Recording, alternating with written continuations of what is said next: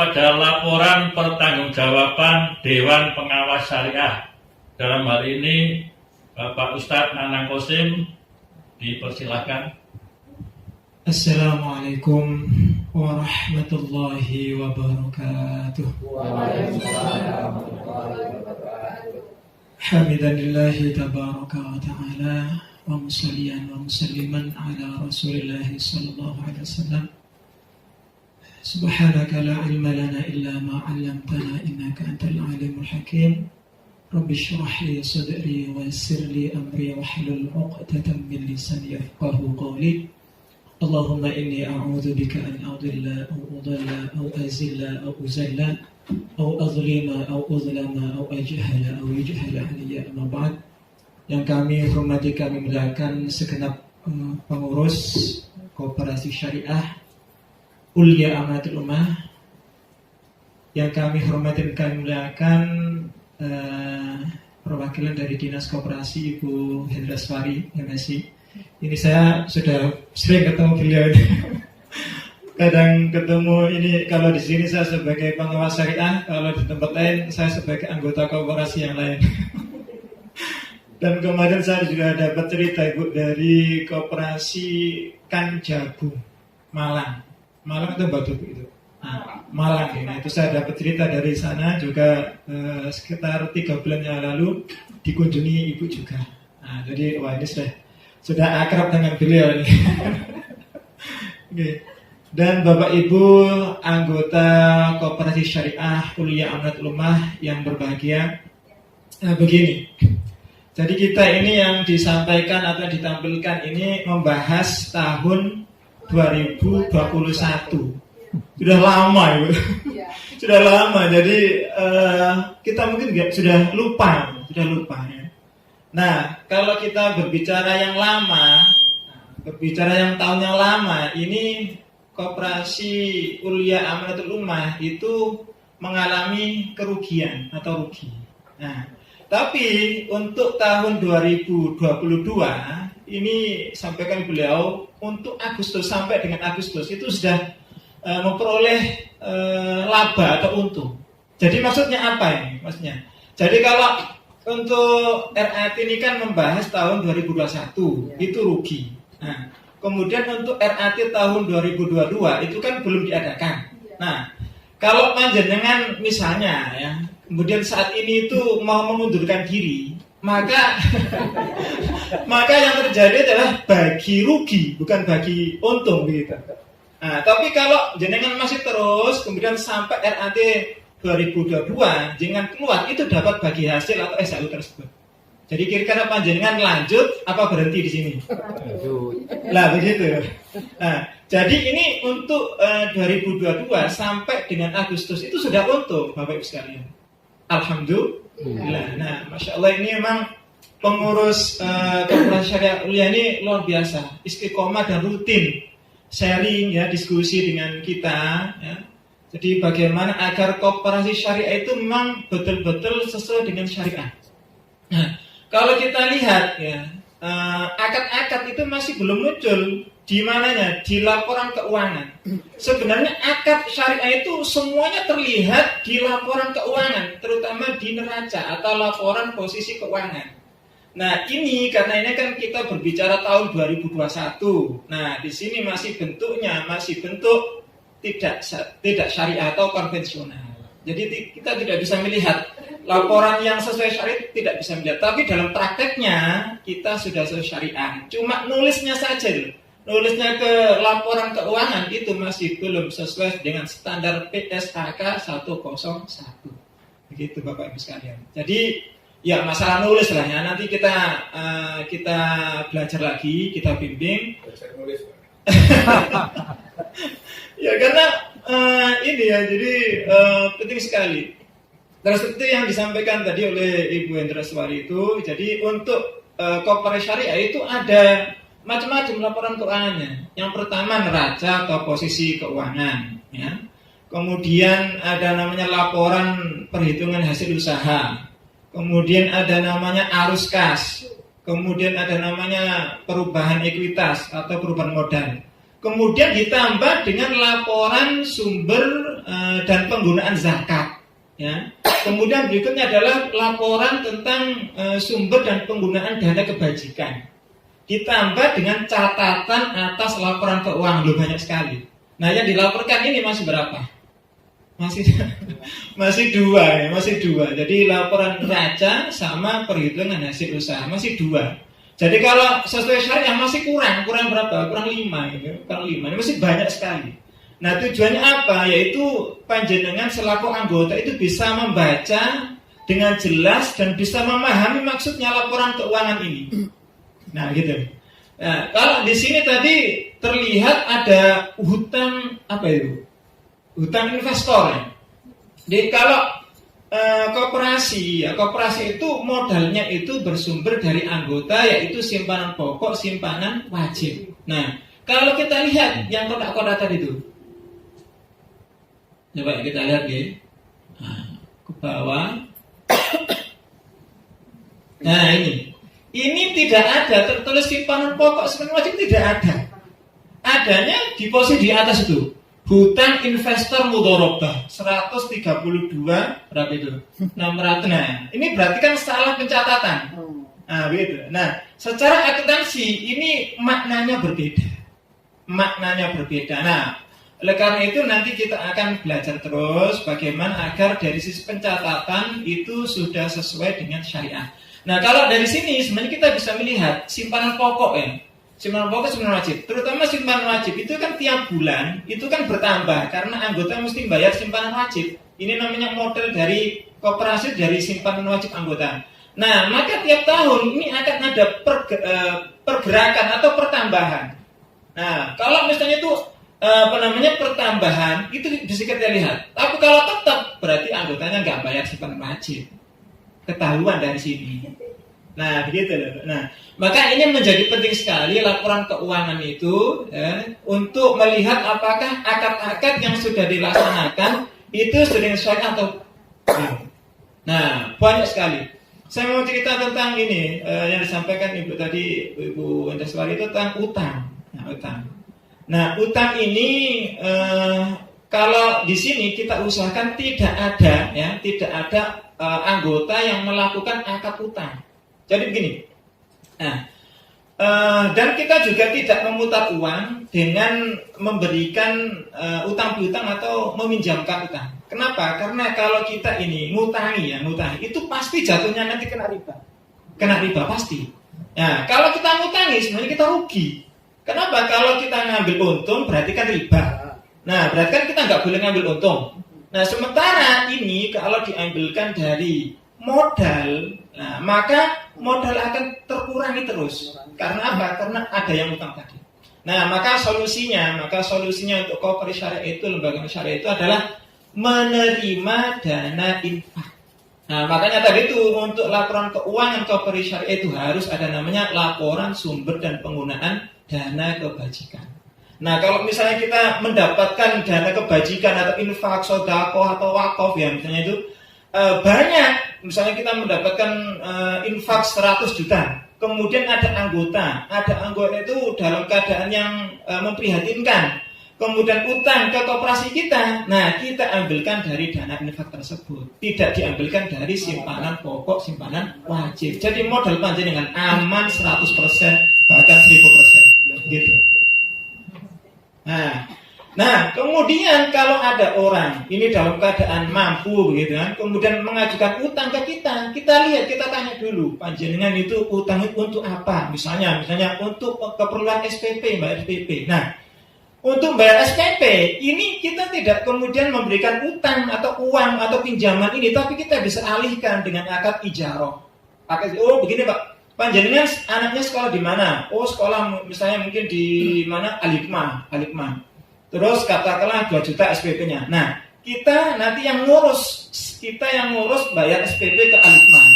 Nah, untuk ngurus itu ada ujrohnya, ada upahnya. Nah, kita mengambil keuntungan dari ujroh tersebut, bukan kita mengambil keuntungan dari ngutangi orang tersebut. Nah, ini akadnya sudah benar, bukan akad utang piutang, tapi akad ijarah. Lah begitu. Nah, bisa dipahami Bapak ini? Nah, begitulah. Jadi ini Masya Allah saya sampaikan luar biasa karena kita senantiasa belajar, insya Allah akan ketemu Bapak Ibu sekalian. Ya, jadi akad-akad ini banyak sekali yang masih belum kita terapkan di sini. Tetapi dengan perjalanan waktu ini, insya Allah panjenengan ini kalau kontribusinya di sini percaya kepada koperasi Ulya Amanatul Ummah ini, insya Allah dalam waktu singkat akan sesuai dengan harapan panjenengan. Amin ya rabbal alamin ya. Jadi ini tadi file yang saya berikan itu kayaknya tahun yang lalu ya Bu. Enggak, itu keliru. Oh keliru. Ini barusan benar. Oh barusan benar. Ini benar. Oh ya, ini kan sudah lengkap ini laporan. Jadi itu sekalian Bapak sekalian ya. Jadi singkat cerita ya atau singkat laporan ini perlu ditingkatkan lagi untuk pengetahuan akad-akad syariah. Insya Allah kita akan senantiasa belajar Bapak Ibu sekalian dan kita harapkan Bapak Ibu sekalian untuk tetap mendukung. Ya. Insya Allah kita akan mengawal terus ya. Jadi kalau tugas DPS itu berat. Dewan Pengawas Syariah itu sangat berat. Kenapa? Karena memastikan sisa hasil usaha ini halal 100% ini. Jadi kalau saya ini ada dipasang di sini, saya memastikan penghasilan ini 100% halal itu Pak. Berat ini. Nah, makanya sangat berat ya. Jadi pahalanya insya Allah ya, insya Allah. Amin. Nah itu ya. Jadi insya Allah nanti kita akan senantiasa untuk memperbaiki baik dari sisi administrasi maupun yang lain, manajemen dan sebagainya dan akad-akad yang lain. Insya Allah banyak sekali yang akan kita munculkan untuk produk-produknya. Jadi kemarin saya ditanya oleh guru ini itu Ulia mau membuat produk namanya ini pembiayaan untuk umroh. Nah itu kan, ya, jadi umroh juga begitu. Jadi kalau kita lihat di luar itu kan ada dana talangan ya, misalnya umroh 25 juta, tapi kemudian ada cicilan ada 12 bulan, ada 24 bulan, ada 36 bulan. Itu ketika 25 asalnya itu dana talangannya, tetapi ketika 12 bulan itu menjadi 30 juta. Kemudian kalau 24 bisa menjadi 35. Kalau bisa, nah ini akadnya apa? Kalau utang itu pasti kena riba. Nah, tetapi kalau di dalam aturannya itu adalah ada biaya-biaya misalnya hotel. Nah, satu orang misalnya 200.000, kita ngambil 250. Berarti kan kita untung 50 untuk per orang. Kemudian transport misalnya pesawat, katakanlah harga tiket 300. Nah, kita ambil untung 50.000 per orang. Nah, ini yang ininya. Jadi kita harus ada memunculkan keuntungan-keuntungan itu secara jelas. Tapi kalau yang ada yang beredar itu dana talangan 25, kemudian diangsur kalau 12 bulan. Kalau kita hitung sendiri itu menjadi 30 ya. Tidak jelas. Ya, tidak jelas di situ angkat apa saja. Nah, itu sudah jatuh kan riba sudah. Nah, itu loh. Nah, makanya di sini kita terus belajar ya karena insya Allah ya dengan belajar kita akan bisa mengetahui apakah akad-akad ini sudah sesuai atau belum. Saya kira itu yang bisa saya sampaikan. Ini dari sisi pencatatan masih belum syariah 100%, tapi akan ada peningkatan-peningkatan. Saya kira demikian. Terima kasih. Kurang lebih maaf. Assalamualaikum warahmatullahi wabarakatuh.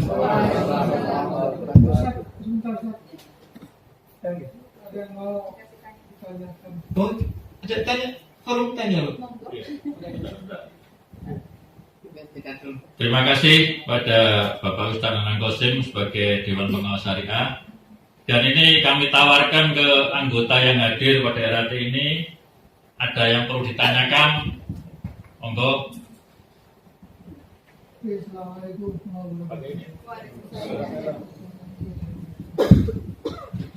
Assalamualaikum warahmatullahi wabarakatuh. Terima kasih atas waktunya. Kita menghindari daripada riba, Ustaz. Syariah kuliah semoga tidak jadi rentenir gitu ya. Tadi saya ingin penjelasan ulang terkait dengan akad ijarah ya, yang ngambil contoh tentang SPP tadi. Tolong itu diperjelas lagi, diulang dari awal. Saya kepaham, mohon maaf. Terima kasih Ustaz. Assalamualaikum warahmatullahi wabarakatuh. Waalaikumsalam.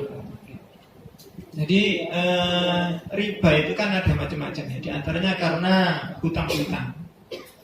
Nah, hutang piutang itu kalau kita hutang 1 juta, kemudian harus kembali lebih dari 1 juta, maka lebihnya itu adalah riba. Oke. Nah, kita mengusahakan agar di koperasi syariah ini Aulia Amanat Ummah itu tidak ada riba atau pemberian utang. Nah, karena kalau kita memberikan utang itu kita nggak dapat untung. Kalau kita dapat untung kena riba. Nah, itu nggak sudah sampai ini.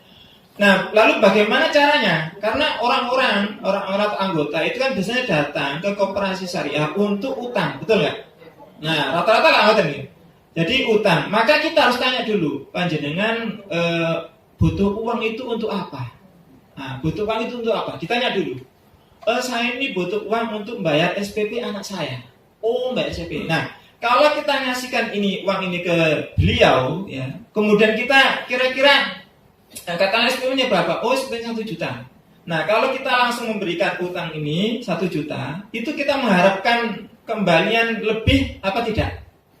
Lebih kan itu kan. Kalau nggak lebih kan kita rugi misalnya gitu kan. Cara hitungan matematika rugi. Nah, kalau kita ambil lebih berarti kan ini riba. Solusinya adalah gini. Oh, begini Bu atau Bapak Ibu sekalian, panjenengan ini akad yang tepat adalah akad ijarah. Akad ijarah. Bagaimana caranya? Adalah begini caranya. Jadi kita tanya ke beliau, putranya atau putrinya sekolah di mana. Terus kemudian kita yang bayar. Jadi pengurus itu yang datang ke sekolahan. Kita datang ke sekolahan untuk membayarkan SPP-nya tersebut. Nah, kita datang ke sekolahan itu pakai transport apa enggak? Nah, pakai kendaraan, pakai bensin kan? Nah, ada bensinnya atau ada keringat yang kita keluarkan, ada tenaga yang kita keluarkan. Nah, maka kalau misalnya SPP-nya tadi 1 juta, ada biaya transportasi misalnya 200.000. Nah, maka menjadi 1.200.000. Nah, 200.000 itu bukan riba tapi ujroh. Sekali bayar gitu ya, sekali bayar SPP. Ya, bisa. Nah, kita sampaikan Bapak Ibu, ini adalah biaya atau ongkos ujroh untuk kita ngurus ke sekolah tersebut. Apakah panjenengan ridho apa tidak? Nah, begitu. Itu berapa bulan, Ustaz? Kalau misalkan dari peminjam orang yang pinjam tadi itu tidak mau, kita nggak artinya nggak mau nolong. Nah, maka kita lihat dari sumber ini laporan sumber dana kebajikan tadi. Apakah koperasi Aulia itu ada dana infak apa tidak? Kita lihat tadi itu ada. Kita lihat di laporan tadi ada. Bisa ini. Kita lihat di sini ada. Ini sudah luar biasa, ini sudah menuju syariah ini. Oke, coba laporan. Nah, itu ada sumbangan donasi itu Bu, Pak, nomor 9. Sumbangan donasi 16.454. Nah, di situ. Nah, kalau ini sifatnya donasi, maka beliau tersebut memang harus mengembalikan tapi sejumlah 1 juta tersebut. Nah, tapi kalau kita ingin mendapatkan keuntungan, maka akadnya bukan utang piutang atau kolot, tetapi akadnya adalah ijarah. Gitu. Jadi maka di sini ijarah itu adalah akad yang bisa jadi untuk hasil totalnya itu bisa saja sama dengan kalau kita ngutangi orang. Ya, gitu. Tapi akadnya sudah benar. Kalau akad utang, kalau kita ngambil bunga itu kan kita akadnya riba, maka itu kita berdosa. Tapi kalau kita akadnya ijarah, nah, itu akadnya sesuai syariah, kita tidak kena riba, tapi meskipun jumlahnya sama. Jadi bisa jadi meskipun kita pakai akadnya syariah itu jumlah totalnya sama. Kalau tadi pinjamnya 1 juta, itu nanti total mengembalikan 1.200.000. Kalau tadi kita ijarah, ya ijarah itu pinjam 1 juta, kemudian ujrohnya 200, totalnya kan sama. Tapi satunya kalau utang itu haram karena riba, tapi kalau ijarah halal syariah, begitu. Ya, maksud saya kalau yang minjam tadi itu nggak mau. Tidak jadi. Tetapi kita lihat di laporan ini apakah ada dana sosial yang telah dikumpulkan atau masuk di koperasi Aulia. Kalau tidak ada, ya berarti kita nggak bisa nolong. Kalau ada, berarti kita ambilkan dari sini. Sehingga kemudian posisi simpanan pokok, simpanan wajib itu aman, tidak terganggu. Mohon maaf Ustaz, Oke. apa nggak ada pendapat yang lebih mudah, yang lebih murah? Oke, bagaimana? Misalkan antara satu antara kuliah dengan yang pinjam itu sama-sama ridho ini maksudnya. Oke, karena begini, koperasi ini kan kumpulan modal dari anggota. Nah, biasanya orang-orang yang utang itu katakanlah tahap pertama atau bulan pertama, bulan pertama, kedua itu lancar.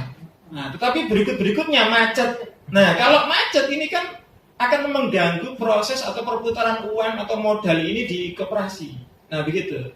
Sehingga kemudian kalau ini macet, maka mengakibatkan koperasi ini nggak bisa jalan semua. Nah, begitulah. Nggih? Ya, hati-hati itu. Nah, betul. Makanya di sini kita di Koperasi Syariah itu, dan ini sudah keluar fatwa di SN MUI tahun nomor 141 tahun 2021 terkait dengan pendirian Koperasi Syariah. Nah, di mana di situ juga Koperasi Syariah itu bisa menerima zakat, ya, baik zakat fitrah, zakat mal, infak, sedekah, wakaf juga. Nah, zakat mal ini bisa diproduktifkan, infak ini pun bisa diproduktifkan. Nah, diantaranya begini.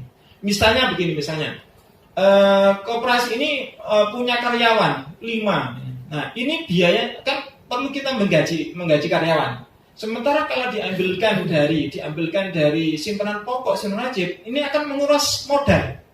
Nah, maka bisa diambilkan dari dana infak tersebut. Karena infak kan sebenarnya untuk dihabiskan namanya kan gitu. Kan orang beramal kan harus dihabiskan ya. Tapi kita produktifkan tadi. Maka sehingga keuangan atau modal dari koperasi ini tetap aman, tidak mengganggu atau tidak mengurangi uangnya panjenengan yang ada di koperasi. Dan begitu. Terima kasih Ustaz. Oke, terima kasih Pak Nuwun. Tidak mungkin itu definisi ijarah memang harus dijelaskan. Kalau memang ijarah kan semacam jasa ya. Jasa. Nah, itu kalau masuk program koperasi kuliah ini nggak ada masalah. Masih bisa mengurus untuk konsep bahwa kalau ada program ijarah supaya nggak terjadi. Tapi dari sisi lain, karena koperasi ini syar'i yang pada intinya atau substansinya itu untuk kemaslahatan umat, apalagi ada amanatul umat, itu memang kita jangan sampai punya mindset ini selalu rupiah, selalu untung. Itu adalah saya pinjam 1 juta, balik 1,2 juta, tidak harus begitu. Iya, betul. Jadi kalau misalnya ketika orang ini memang butuh untuk anaknya SPP, butuh sekali, sehingga kalau tidak bayar SPP anaknya nggak bisa ikut pulangan misalnya. Ketika kita bantu, ya memang diharapkan dari sumber dana di luar simpanan wajib pokok, yaitu di luar infak, saudara dan seterusnya. Maka ketika dia tidak kena ujarah pun balik 1 juta, kembali 1 juta, tapi udah menolong dia, itu sebetulnya nilai yang terbesar buat koperasi ini. Nah, betul, itu yang kami harapkan tadi itu. Jadi kalau kita sebenarnya gini, kalau keuangan syariah sebenarnya kalau standar kami ya, itu bukan dari ini labanya yang dipertinggikan, yang diperbanyak, tetapi sosialnya tadi. Nah, itu yang penting di situ. Jadi kalau misalnya koperasi kuliah ini justru mendapatkan dana infak yang katakanlah 100 juta, itu malah ini yang akan bermanfaat untuk kalau orang butuh itu kita nggak mikiri balik berapa, itu nggak mikir gitu. Nah, makanya ini memang mindsetnya harus begitu. Nah, mindsetnya begitu. Jadi justru kalau standar syariah ini sesuai syariah itu katanya kalau dibuat grade-grade itu ya, A itu paling baik, berarti paling baik menurut saya yang dana infaknya ini, sumber dana kebajikan ini harus yang tinggi, yang banyak. Nah, itu. Miliakan pula menyaingi Pak. Lah, tadi itu ya, Ya, mana bersaing. Nah, itu gitu. Berapa hal udah robak, betul. dana kebajikan. Ini kalau bersaing, pasti nggak bisa. Nah, betul begitu. Kita harapkan begitu koperasi kuliah itu. Jadi koperasi ini kalau anggota itu kan kalau misalnya nggak dapat SAU atau ya itu kan sebenarnya tidak tambah miskin lah. Iya. Lah kan gitu kan.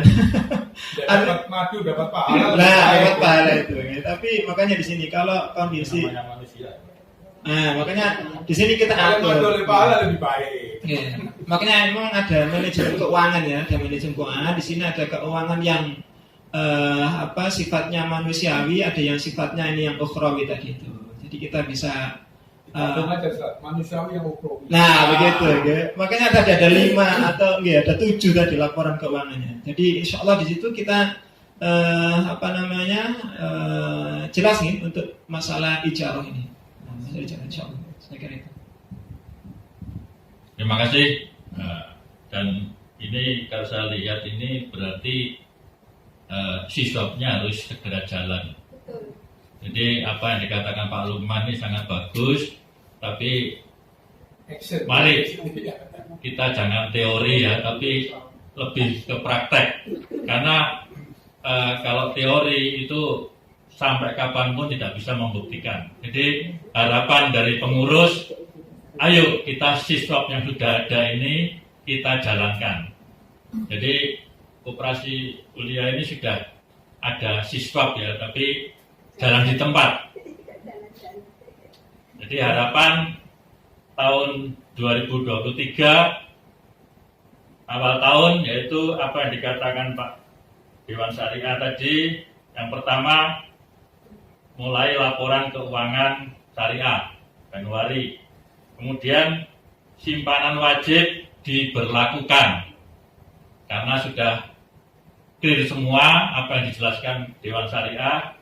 Maka mari kita kawal apa yang telah disampaikan Bapak Nanang Qasim ini agar harapan daripada seluruh anggota bisa terlaksana. Saya kira itu. Masih ada? Bentar. Jadi kalau untuk legal formal, karena koperasi itu dibolehkan zakat, sedangkan zakat itu ada badan tersendiri, yaitu Pernas. Itu yang saya katakan, apa ini tidak akan overlapping. Misalnya Pak Mon akan menugasi anggota Uliani sebagai zakat infak sedekah ya, panitia zakat. Sudah ada memang ketuanya Bu Evi sendiri sebagai pengawas koperasi. Nah itu ada 2 badan ini. Jadi satu ada badan dinas koperasi, satunya badan zakat. Ini kalau di tata negara ya, hukum tata negara akan menjadi overlapping. Kami pun kalau ditugasi zakat dan kami posisi satu pihak pengawas koperasi, ini menjadi akan ada konflik in interest. Jadi kami ngawasi dan ngawasi diri sendiri. Nah ini kan bingung. Bu Evi kok ketua badan zakatnya plus ketua pengawas. Kami anggota pengawas plus anggota badan amal zakat. Ini kalau jalan, Bu Evi akan diawasi oleh dirinya sendiri nanti. Saya pun demikian ya. Dan saya tidak bisa diawasi oleh pengurus. Pengurus itu saya awasi. Ini secara tata negara atau keorganisasian. Jadi bisa. Dan tanggapan saya memang kita harus teori dulu ya. Ikro. Allah menyuruh wajong sih. Teori ini baru kono landasannya baru berjalan, ada actionnya. Tapi ketika kita udah menguasai teori, terus melakukan suatu aplikasi kesandung, enggak apa-apa. Allah katakan enggak apa-apa, pokoknya syar'i. Gak sukses misalnya ini enggak untung sekian miliar, enggak apa-apa, pokoknya syar'i. Buat apa untung miliaran tapi tidak syar'i misalnya. Nah itu yang saya tanyakan Ustaz. Ini saya masih kalau ada 2 ini agak berbenturan itu. Oke, baik. Ya. Ini dihadiahi oleh Bu Hendreswari ada di sini. Ya. Jadi ini secara legal, ini koperasi syariah itu bisa menerima, menghimpun dana zakat, infak, sedekah, dan wakaf. Nah, Ya. ini dulu kayaknya bunganya besar Bu, sekarang jadi kecil. Bisa diperkecil lagi. Ya, jadi artinya begini, untuk koperasi syariah sudah menjadi legal sah untuk bisa menghimpun dana sosial atau dana zakat, infak, sedekah, wakaf. Sah.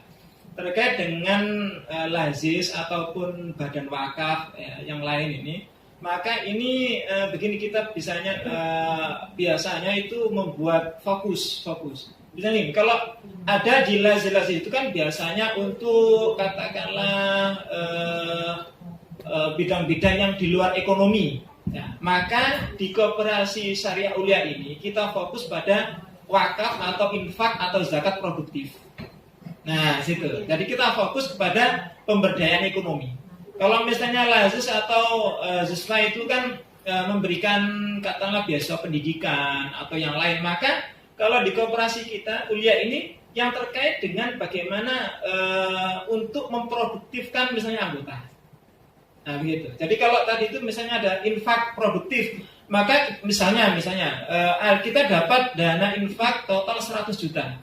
Nah, 100 juta itu bisa menjadi sumber dana bagi koperasi untuk dikelola. Nah, di dalam catatan neraca dia masuk pada posisi utang. Nah, ini menjadi sumber dana atau modal bagi koperasi, ya kan? Ini yang akan diputar. Nah, ketika infak ini kemudian diputar dan membawa hasil, maka ada bagi hasilnya. Ketika kita mengembalikan ke dana, sumber dana dan penggunaan dana kebajikan ini ada pokoknya sama bagi hasilnya. Loh, begitu. Ya, yang pertama itu. Okay. Arah saya tidak di situ, tapi di manajemen. Bukan ini, pertama jawab. Jadi begini maksud saya. Iya, kalau masih kecil ya, masih 10 juta, ratusan juta. Tapi kalau udah zakat ini udah mencapai miliar, apalagi triliun seperti terjadi di Sidokiri, ini menjadi konflik interest. Ini badan koperasi kok ngurus zakat. Benturannya itu saya nggak tahu apakah badan koperasi ini sudah diskusi sama Barnas ya. Sama nanti wakaf sama Ustaz. Wakaf ini kalau kita masih 10 juta, 20 juta tidak ada masalah. Substansinya saya setuju. Kalau tidak ada aturan main di negara itu saya setuju ini. Karena Islam tidak mengatur itu. Islam mengatur konsep Baitul Mal. Baitul Mal terdiri dari bla bla bla, terserah pimpinan Baitul Mal, khalifah. Itu sepakat, selesai. Negara ini yang ruwet. Jadi ada badan amal zakat, badan amil zakat, terus koperasi boleh berzakat, ada badan wakaf yang diketuai Panu, koperasi boleh wakaf. Nah, ini nanti kalau udah besar PPATK dan seterusnya masuk, loh, Anda ini di mana? Kalau saya mau mengelola zakat ini besar, pasti badan amil zakat ini kok enggak lapor kami. Oke. Baik, begini, Ibu sekalian, pertama untuk legalitas dari koperasi menerima dana sosial zakat infak sudah jelas nih. Sudah jelas. Jadi koperasi ini bisa atau boleh menerima atau menghimpun dana sosial. Kemudian kedua masalah manajemen. Nah, manajemen ini berarti begini, di dalam koperasi kan ada pengurus. Nah, itu nanti ada bagian-bagian, ada divisi-divisi. Nah, divisi zakat siapa, divisi dana sosial siapa, nah, itu ada. Sehingga kemudian yang tadi disampaikan misalnya Bu Evi ini juga di sini menjabat, di sana menjabat, itu menjadi terpisah, sudah tidak ada double jabatan. Nah, gitu loh. Jadi ini masalah manajemen, nanti di dalam strukturnya organisasi koperasi ini bisa ditambahin. Jadi di samping pengurus ada divisi-divisi, ada divisi usaha, divisi dana sosial, dan itu akan ditentukan sehingga dan ditunjukkan siapa yang menangani itu. Kemudian masalah konflik interest ya dengan lembaga yang lain, itu malah justru fastabiqul khairat, berlomba-lomba dalam kebaikan, begitu lah. Ya, kami sepakat itu. Nah, itu ya. Jadi justru itu, dan ini sebenarnya bisa sinergi, bisa terjadi hubungan. Kalau di dalam PSAK 101 itu terkait dengan sumber dana dan penggunaan zakat, itu lembaga koperasi itu menerima zakat dari LAS. Contohnya begitu, Bu. Jadi buku kuning SAK 101 SAK syariah itu contohnya itu. Jadi koperasi syariah itu menerima zakat atau infak dari lembaga zakat. Itu betul. Kalau itu betul. Itu. Justru itu yang betul, bahwa koperasi itu menerima dari LAS. Jadi kalau kami ada badan zakat ya, tidak harus di dalam koperasi sebetulnya. Ya di LAS. Nah kami boleh ngasih hasil zakat ini ke koperasi, itu betul. Jadi ada 2 badan. Jadi koperasi Ulia Amat sama badan ambil zakat Ulia Amatul Ummah, betul. Satu ke dinas koperasi, satu ke badan ambil zakat. Sedangkan badan ambil zakat infak sedekah Ulia Amatul Ummah ini boleh atau automatically memberi dananya zakat infak sedekahnya ke koperasi Ulia Amat, itu proporsional sesuai porsinya. Itu sepakat saya.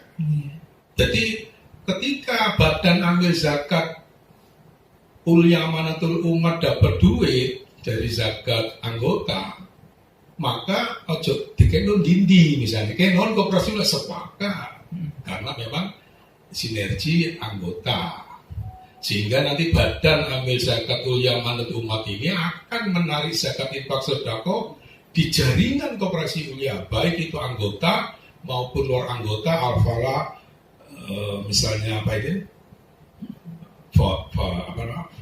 Wasilat dan seterusnya, di mana potensial Ulia al-falah ini dahsyat betul kalau memang disinergikan. Oke, saya kira sudah bisa difahami gitu Pak. Ya, jadi intinya begitu, artinya secara legal koperasi syariah itu bisa menghimpun dana. Kemudian kalau secara teknis dicontohkan di SAK syariah itu terkait contohnya itu koperasi syariah menerima dana zakat infak dari lembaga zakat. Itu contoh.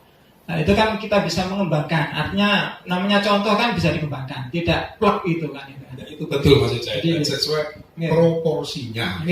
Dan memang gini, intinya kita sudah sepakat bahwasanya kita untuk standar keuangan syariah mengacu pada itu. Kemudian pada prakteknya, yaitu kalau koperasi syariah ini, Ulia ini bisa meningkatkan kemanfaatannya, maka sepakat kita perlu untuk memperbanyak dana sosial tadi. Nah, gitu. Saya kira itu yang bisa saya sampaikan. Mudah-mudahan tidak tidak menjadi polemik ya, tidak menjadi polemik. Yang jelas ini sudah keilmuan Ustaz, jadi keilmuan itu harus, karena kita bergerak harus ada ilmunya, nanti harus ada teorinya. Kita lanjutkan pada diskusi rutin. Jadi yang ikut kajian itu pengurus saja Bu Entreswari. Yang lain online ya.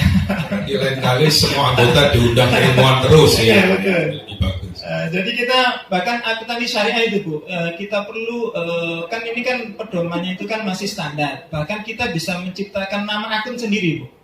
Nah, jadi nama akun itu kan ada kodenya sendiri. Nah, kalau kita mempelajari ini kan tujuannya itu adalah untuk pengelompokan karakteristik daripada nama-nama akun itu. Nah, kita bisa menciptakan nama akun sendiri. Nah, yang penting adalah kita bisa tadi itu sudah sesuai dengan standarnya. Oh, ini posisinya di sini, ini posisinya di sini. Nah, itu. Jadi kita tidak saklek, kita tidak pada itu, terus, tapi kita bisa mengembangkan akuntansi sendiri. Pak, ini banyak kajian Pak. Kalau saya sampaikan nanti malah nggak selesai. Ada waktunya sendiri Bu. Nanti ada, ini belum membahas tentang arus kas, perubahan ekuitas ini belum muncul Bu. Nah itu ada. Jadi arus kas itu kan namanya arus, ada yang deras, ada yang nggak deras, ada yang besar, ada yang kecil. Itu kan bisa dilihat. Perubahan ekuitas nomor 7 begitu. Jadi kita bisa melihat modal awal berapa, modal terakhir sampai sekarang berapa. Itu kan belum nampak. Sehingga nanti masih banyak kajian yang perlu kita lakukan Pak. Saya kira itu biar cepat terlalu. Terima kasih Pertahanan Kosim atas pencerahan dan ilmunya. Akhiri sebelumnya dengan kafarat majelis. Subhanakallahumma bihamdika asyhadu an la ilaha illa anta astaghfiruka wa atubu ilaik. Saya selaku pembawa acara mohon maaf jika ada tutur kata dan perilaku yang kurang berkenan. Sekali lagi terima kasih dan mohon maaf. Assalamualaikum warahmatullahi wabarakatuh. Waalaikumsalam. Koperasi Ulia ke depan semakin jaya.